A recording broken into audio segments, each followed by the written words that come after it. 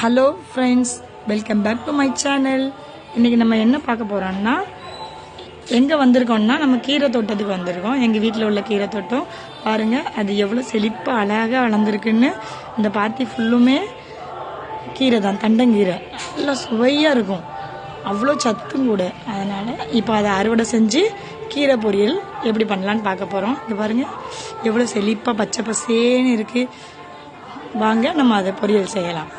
அதுக்கு ஃபஸ்ட்டு முதல்ல அதை வெட்டி வச்சுக்கணும். குட்டி குட்டியாக நறுக்கி வச்சுக்கிட்டு தேவையான வெங்காயம், மிளகாய், ஒரு 2 மிளகாய் நம்ம காரத்துக்கு ஏற்றாப்ப போட்டுக்கணும். உங்களுக்கு காரம் நிறையா வேணால் நிறையா போட்டுக்கலாம். கடாயை வச்சுட்டு அடுப்பில் எண்ணெய் ஊற்றி கடுகு போட்டு முதல்ல பச்சை மிளகாய் போட்டுடணும்.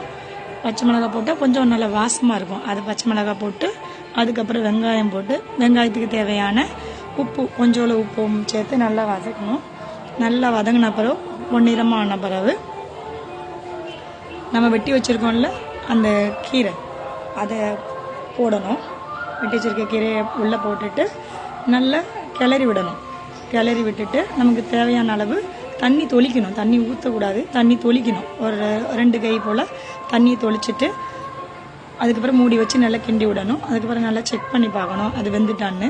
பாதி வெந்த பிறகு கொஞ்சோண்டு நம்ம தேவைக்கு ஏற்றாப்ப சால்ட்டு போடணும்.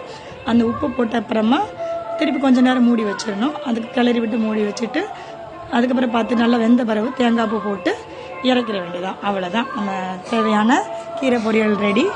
தேங்க்யூ ஃபார் வாட்சிங்.